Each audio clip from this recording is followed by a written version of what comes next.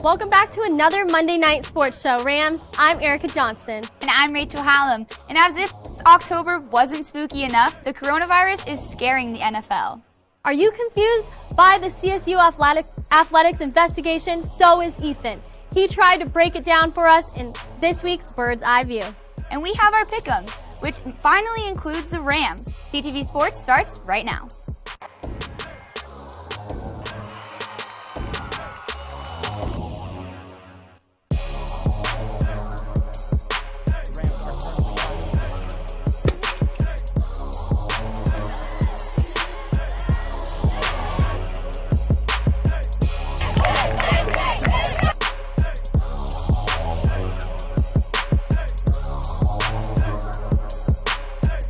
The Broncos and Patriots game was played Sunday after being postponed twice due to positive COVID-19 cases. However, an important player on the Broncos offense was unable to play, but not due to COVID-19. Melvin Gordon was charged Tuesday night with driving under the influence, clocked in going 71 miles per hour in a 35 miles per hour zone in downtown Denver. Gordon did return to practice Thursday, but due to strep throat diagnosis, he was unable to travel with the team to New England, and making him inactive for Sunday's matchup. The Broncos did not plan to suspend or fine Gordon for the DUI, but he could still face serious discipline from the NFL. A DUI charge would result in a three-game suspension, and fines could cost Gordon $800,000 if served next season. The Broncos also have the choice of voiding his $4.5 million of guaranteed money if they wish. It is scheduled for a court date on November 13th. After seeing the NBA work tirelessly in the bubble to contain the spread of COVID-19, the NFL decided to take a jab at it. And as of this moment, things seem to be heading in the wrong direction. Since the return of football, the league has been going through serious changes in making sure teams are constantly receiving the right treatment and are following the correct protocols to keep themselves and those around them safe, all in order to keep the season alive and well. For the most part, the season has gone on pretty smoothly until more and more positive cases came to light, causing the league to reschedule a great amount of games, 12 to be exact, and that's only the start of it. Multiple big-name players, such as Patriots players Cam Newton and Stephon Gilmore, and 13 Tennessee Titans players have tested positive in the last couple of weeks, forcing the league to make changes, moving games to later weeks and moving bye weeks up to earlier weeks. And some players were more unhappy about these decisions than others, especially Broncos players. A few days before his DUI charge, Denver running back Melvin Gordon took to Twitter to speak about the impromptu bye week, saying, "Ain't no way we practiced all week and they canceled our game." Even with this sudden shift, it was good to see that some players were able to see the positive side of the off week and what will happen to better themselves and their squads. Broncos offensive tackle Calvin Anderson said, "Not what I thought I'd wake up to. We'll adjust, adapt, and assimilate." Now, because of the mass amount of players and staff on a single team, attempting to stop the virus is nearly impossible. And trying to copy the NBA's bubble would be too great of a task for the regular season with these increased levels of personnel. So in response to the probabilities, the NFL has produced their own highly efficient technology to track contact tracing. The NFL has found a more efficient, accurate, high-tech solution that brings precision to the contact tracing process. The technology for our implementation of contact tracing is really using something that's called a proximity recording device. It's a small chip that just works by sending out a radio frequency to record the distance and duration that you're actually in contact with another individual. Now, with all this in mind, it's still important for the NFL to keep a close eye on their players and staff if they look to continue their season throughout its intended time. Yeah, that's just crazy that they try to copy the NBA. I think that they have to find their own system with it, and they're going to. I think looking forward, they've talked about the idea of trying to do the bubble sort of way with the preseason, and I think that definitely would be easier. It's just really hard for the NFL, especially because they have so many more personnel on their teams than the NBA does. So it'll be interesting to see what they can do, and I hope that the season can continue, but we'll see. Oh, absolutely. I really hope that the season really can continue. While the NFL might be on the verge of losing the rest of the season, we aren't prepared to fumble the ball ourselves as we're back with our top 5 plays of the week. Week 6, we've got the NFL's number 5. We finally have the victorious Atlanta Falcons and their defensive efforts after removing head coach Dan Quinn and general manager Thomas Dimitroff. So at play 5, he gets the ball right here and he doesn't catch it. And you can't see in this angle too well, but he comes up with a catch and it's between his legs. See, look right here. This is a better view. You see, I thought the ball wasn't caught at all, and it was just right between his legs. Those muscles were working overtime. And sticking to the defensive side, this interception definitely takes the cake. You might have said the leg catch was one of the strangest interceptions we've yet to see, but this one hits a little different. Jets safety Marcus May with the butt interception. Does he have it? Might right there? No? Maybe? Oh, he's barely got it right behind his back. Might have been a blowout loss to the Dolphins, but the Jets have another rear-end related highlight to look back on for years to come. Moving on to the offensive side of the ball, we have one of the most interesting ways to score a touchdown at number 3. Eagles choose to fake it, and it works. And he's going. He's at the 40, the 50, the 40, the 30, the 20, the 10, and he fumbles the ball. Whoa. Oh, and then it was scooped up. And a touchdown's a touchdown. That's all I got to say. Now we have to take a look at promising Cincinnati Bengals rookie quarterback Joe Burrow. With the Bengals struggling, even despite Burrow's best efforts, he still hits this 67-yard bomb to wide receiver T. Higgins, who had 6 receptions for 125 yards that game, but they still lost to the Indianapolis Colts that day. At last, but most certainly not least, at the top of the list, it's only fitting to place the king on top. Derrick Henry breaks loose on one tackle, and he's through the gate, and he's off to the touchdown, and he's got it. Oh, he's got it. They're not going to even catch him. That was incredible play run by Henry. Derrick Henry is an absolute monster. I don't know how anyone can even try and stop him because they certainly haven't been able to show that they can stop him. So that was crazy. Yeah, exactly. 94 yards and he barely gets a touch like from a tackle. Insane. He's kind of scary to watch sometimes. Oh, yeah, absolutely. He is scary. While many Ram fans are overjoyed that CSU football will be back this weekend, fans will not be permitted to attend games. I took to the corners of campus to see how you all felt. I'm Erica Johnson. I'm outside Canvas Stadium. It has been announced that the stadium will not host fans for the football season.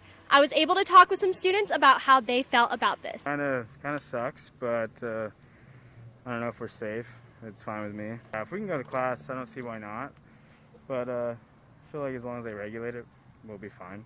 Football will always be around, but like there's bigger things we kind of have to give up right now, unfortunately, to keep everyone safe. I don't know. It's kind of like it is what it is. Like we have to give up a lot of things. It's a little unfortunate because I was very excited because I'm a freshman, so I was really excited to be able to go in the stadium. But I think it's probably smart considering the fact that all of us crammed in there is probably not the best idea. Yeah, exactly. I agree with that. Thank you so much. Thank you too. We wish we could be in the stadium. I do miss it myself, but I mean, I understand. And if it keeps people safe and stops spreading coronavirus, I think it's probably a great idea. Yeah, absolutely. That's what most of them had to say, and I agree with them. Yeah, absolutely. Well, Rams, it is time for a break. Bird's Eye View is up next with Ethan's take on the results of the investigation into CSU athletics.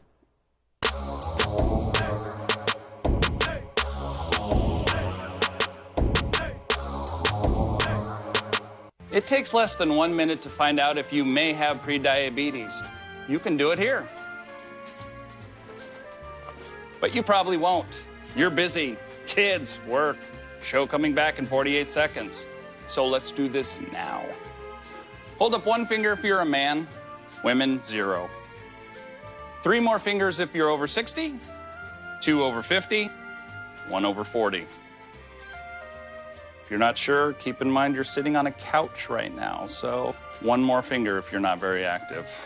1 finger if yes, 0 if no. 1 yes, 0 no. Next, find the body type that looks most like you and hold up that many fingers while I look around awkwardly. And that's it. If you're holding up 5 fingers or more, you probably have prediabetes. Sorry to be so blunt, but hey, you're busy. Just go to the site.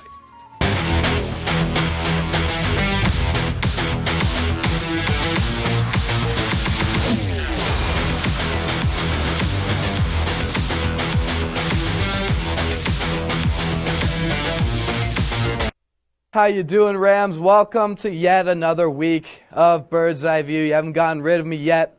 I'm Ethan Bird. Come on down and join me. You know how it goes. Well, Rams, the time has finally come. The investigation into CSU athletics has concluded. I give it a week for everyone to digest and talked about why we love sports last week to kind of give us a buffer before we talked about the unfortunately less pretty side of sports.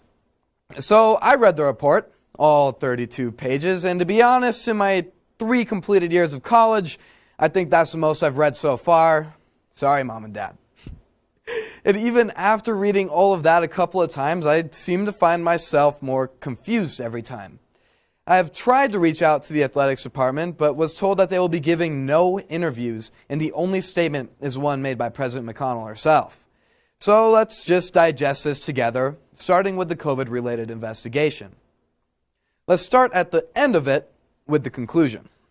I want to look at, It says most student athletes who participated in the investigation reported feeling safe during team activities and believed that coaching and training staff made their best efforts to implement and enforce the university's return to sports protocol.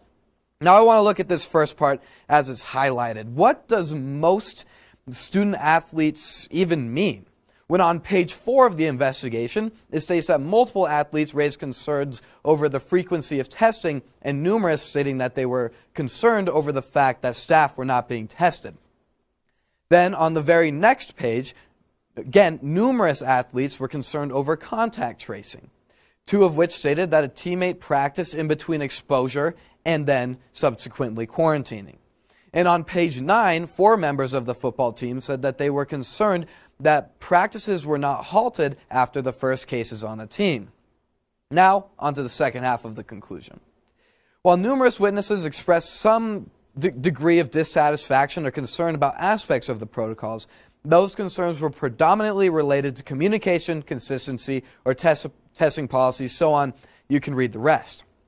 It is the word predominantly that is concerning here. Yes, much of the concern was towards communication and following protocols, but this conclusion leaves some pretty big stuff out. For example, as was reported by the Coloradoan back in August, there was alleged threats to playing time. On page 12, which is at the top of your screen now, it is stated that there were conflicting reports regarding implicit or explicit threats to playing time. One player saying that if players got sick, they would not be playing. Another saying that they were told that they would have to forfeit their spot. And lastly, one reporting, again at the top of your screen, of Adazio cautioning against missing playing time due to missing the installation of the playbook. Based off of all of these, it does not seem like these were explicit threats, and it was reported that many athletes did not feel this way anyways, but as a leader, language matters. It does not seem that Adazio was explicitly threatening playing time, but whether or not it was his intention, when the lines are read in between, things can get complicated. Now on to the racial climate report. This conclusion actually includes steps to take in the future. They include creating a way for athletes to report concerns outside of the department and encouraging it, focus on diversity and inclusion training in the athletic department, and amplifying the university's statement against retaliation within the department. But I really want to focus on that first one here. This is imperative for moving forward, as a large complaint from athletes and staff who were interviewed and when they had an issue was that they reported issues, they were not resolved. On page 14, there were several concerns over Joe Parker's handlings of racial issues. One former and one current football player raised concerns over former coaches and reported that nothing was done. One staff member said that despite Parker addressing racial incidents, he did nothing to address the culture. And another staff member stated that the constant inaction fosters a culture of inaction. This is why reporting outside of the athletics department is imperative in order to bring the deeper, unreported, or ignored issues to light. These are important steps for the athletic department to get to a place where all athletes of all races, sexualities, genders, and creeds will feel loved and accepted. Now, despite all of this, I am still left here with 3 questions. First, one that I had hoped would have been mentioned in the report but was not: how ethical was it that CSU football was able to get back onto the field despite the ongoing investigation? Having the athletes who were being interviewed among the exact coaches who were being investigated could have been a liability. Now, 2, 115 individuals were interviewed, 49 athletes, 63 employees, and 3 community members. Considering this was an investigation into a racial climate, how diverse was the field of interviewees? I've reached out to the investigating law firm on this and am yet to hear any sort of reply. And lastly, how is everyone being kept accountable? If it were to come out that COVID guidelines were being broken, what would happen? With encouraged out-of-department reporting, what happens when racial incidents are reported? And now, despite these questions, this investigation was very important. It helped shed some light on the truth of this whole situation that we did not really know a whole lot about. And that is the most important part. But it may not be over yet, as we are yet to see the aftermath and implementation of these recommendations. And we here at CTV will be the first to let you know. Well, those are my thoughts. But as always, I want to hear from y'all. What are your thoughts on the investigation? Go ahead and hit me up on Ethan_Bird_ on Twitter. Now Rachel and Erica have their Pick'em up next. Good night, Rams. I'm Ethan Bird.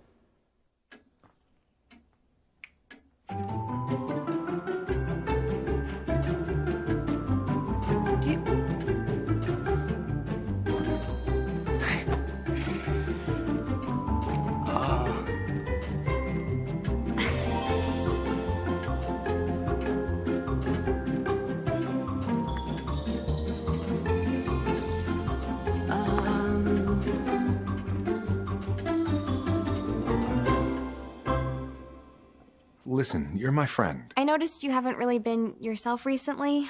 Yeah, I feel like something's up. How are you? Are you okay?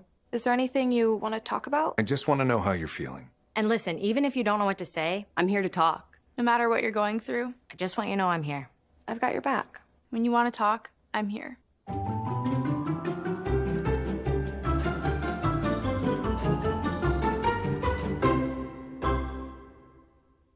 Welcome back from the break, Rams. We have some investigating of our own to do into the games of this week's Pick'em. First off, we have what may be an AFC title preview when the undefeated Steelers and Titans face off on Sunday. Erica, who you got? I have to go with the Titans. They have Ryan Tannehill, and he just is so explosive when he takes the field. He gets those passes to the end zone, and he really can just maneuver down the field, and he does it so well with Henry and with A.J. Brown. I think that he does an incredible job just getting down the field, and he also can rely on Derrick Henry as well, with leading the league in rushing yards at 319. He is a block, like we said earlier. He is unstoppable, and I don't think that anyone can really catch him. He just is so quick, and he just knows all the right places to be at all the right times. Absolutely, and I definitely agree with that. He is a force to be reckoned with, for sure. Yes. And he is my main reason I'm going to be picking the Titans for this game. It's first of all, it's going to be a great defensive game too. Mm-hmm. The Steelers defense is going to be all over Tannehill. Number one. Oh yeah, absolutely. Yeah. 2 undefeated teams. I mean, they're both doing really great right now in their leagues. But I'm going to go with Tennessee, and I think it's going to be mainly because they're in Tennessee, and I know that that's not really a huge advantage right now because there's not a lot of people in stadiums, but... Actually, wait, I think they do have fans, actually, at this game. They have, like, partial, right? Yeah, a little bit, okay. yeah. That's I right. just think, I just want to go back to Derrick Henry, though, because that is literally the person that I am going to be looking for that whole time. I mean, you say it, he's stiff-arming left and right. He is bulldozing over people everywhere. He had his 94-yard touchdown. I mean, he is already having one of the best seasons he could have. And he's now the first player after this last game. He's now the first player in NFL history to run for 200-plus yards in 3 consecutive seasons. 200-plus yards in one single game in 3 consecutive seasons. If that's not incredible to you, I don't know what is, because that already just blows my mind. But like I said, it's going to be an interesting game just because these are 2 very powerful teams. So it's going to be a good game. It is going to be a really good game. I definitely think that we were right with the Titans, that they're just going to You can't count out Ben Roethlisberger. Well, though, and him and Tannehill are actually really similar statistically. So that's going to be a great matchup, and I'm just so excited to see that game. Yeah, it's funny because we've been talking a lot about these older quarterbacks like Aaron Rodgers and Tom Brady, who are already having great seasons like they have been their entire careers. It's just funny because they're in the later stages of their careers in the NFL, but they're not slowing down at all, and it definitely is shown with Ben Roethlisberger too, especially. So yes, absolutely. Now on to the another AFC showdown. Hometown Broncos will be taking on the Super Bowl defending Chiefs. Can the Broncos improve their winning streaks in their streaks to winning in Game 3? I don't know if you're going to like what I have to say, but I'm going to go with the Chiefs on this one. This one was kind of hard for me to choose in the first place just because the Chargers are in the same division as both of these teams, so I didn't want to have to pick either of them, but I had to. But I think it comes back to another player that we've talked about a lot already too, Patrick Mahomes. He is already a standout. He's been a standout since he's been in the league, and his connection with multiple different targets is the craziest part to me. He's not just targeting one single player. You have a lot of highlights of him targeting Tyreek Hill, Travis Kelce, but he also has players like Sammy Watkins, and he has great running backs now like Clyde Edwards-Helaire, and with the new addition of Le'Veon Bell, I mean, that offense is going to be unstoppable. And thinking about it, though, it's just their defense needs to keep it together. Patrick Mahomes and his offense can do whatever they have to keep getting points on the board, but if their defense plays like they did against the Raiders and they just let them kind of run all over them, there's no chance for them. And it's just interesting because their offense is already such a powerhouse. I mean, they're 9th in the league with 29 points per game. They're 4th in the league with passing yards, 14th with rushing yards. So, yeah, it's going to be interesting. Hopefully, Patrick Mahomes can let his arm do his thing. Yes, well, I'm going to go with the hometown, my team, the Broncos. I definitely think that there's going to be some points in this game where they're really going to have to step up a lot, especially on offense, not getting any touchdowns the last game. Just really, they can't rely on their kicker the whole time. And well, clearly they can. Well, I mean, he's not missing anything, so. I guess so, but they want to score and actually get on the board with Drew Lock, and he's going to be looking for other potential threats like Judy and Lindsey. I just think that Drew Lock has to really look for those other opportunities than just throwing the ball for the end zone, because he likes to do that a lot, but he just, I don't know, he has to look for Judy. Judy, I think, would step up into that spot. He is a rookie, and I think he has the ability to do it. And at the beginning, he also was stepping up a bit, and I don't know, I just think that Judy could do it. And if not, then Lindsey can, and Lindsey carries 224 carries over 1,000 yards, and when well, that was last season, but when he does go over 1,000 yards, they are unstoppable. They're 6-0, and I just think that he has the ability there with Lindsey to connect with Lindsey too. Yeah, we need to look better at the defensive side of this, because we both talk about the idea that if they can get in the end zone, if they can do this, if their offense is going off, well, if the defense goes off, there's no chance of them to do that. So for me, it's if the Chiefs defense, like I said earlier, if they can stick it to the Broncos and they can make sure that they can hold them back from getting into the end zone and force McManus to keep taking field goals, Patrick Mahomes is going to have a chance that he can get his points on the board and get his players hyped up and everything. So, I just think it comes back to the defensive side, absolutely. Yeah, absolutely, me too. All right, and finally, we get our Rams in on the Pick'em. CSU will be taking the New Mexico Lobos on in Canvas Stadium on Saturday. The Rams are listed as 20-point favorites. You trust in Vegas, Erica? Yeah, I'm going with the Rams. The Rams, they just have so many, like, with the Lobos, don't they also have a new head coach as well? Yeah, so I think that this is going to be room to really show what Steve Adazio has in store for the season. And to see how the running game is going to change with like Patrick O'Brien, because last year he did really well. He got like 13 touchdowns and over 2,000 yards, and he can, without Warren Jackson, I think it's going to be a different offense. But I think that he's going to be able to rely on Thomas and Wright as well. So I think that he's just going to have to see other ways, and I think he's going to be able to. I really think he's going to be able to. Yeah, I'm going to agree with you. CSU is going to take this one, definitely. The last couple of times they played New Mexico, they've pretty much ran all over their defense. And based on the past with the Lobos defense, I mean, you look at them last year, they needed their offense to go off because their defense was just not struggling all over the board. But the thing is, though, even with their offense going off as it was, they only scored about 22 points a game last season, only had about 190 passing yards, and just over 200 rushing yards in a game.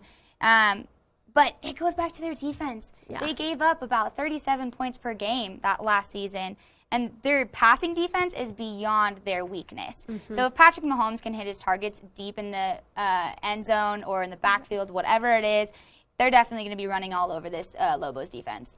Yeah, I think that O'Brien, he just has to really look at the pockets and all of that. So I think that, defense has to be stronger. Yeah, I'm excited to see how the season's going to go. I mean, whole new coaching staff, we got a couple new players, and we still have a lot of players that came back. So we'll see what's going to happen there. But like I said, the Rams have a better offense, and their defense is clearly better because Lobos' defense is just struggling all over the board. But who knows? Maybe their coach gave them a little bit of a boost, and they can finally get back into it. But yeah, we'll see. Bringing back some of their key players is going to be really big for the Rams too. So yes, absolutely. Well, Rams, that is all the time that we have left for tonight. Make sure to follow us on Instagram and Twitter at sports_CTV. Get updates on this week's game. I'm Erica Johnson. And I'm Rachel Hallam. Make sure to tune in tomorrow night for your weekly fantasy advice from the one and only Hunter Fillmore.